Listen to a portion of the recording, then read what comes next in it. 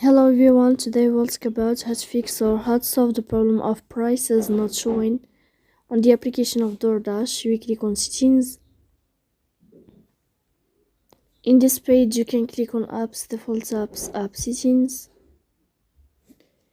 On above you can search about DoorDash and you will enter. Here you can click on first stop and you can click OK. After that you'll enter to the window of storage. Then you can click clear cache.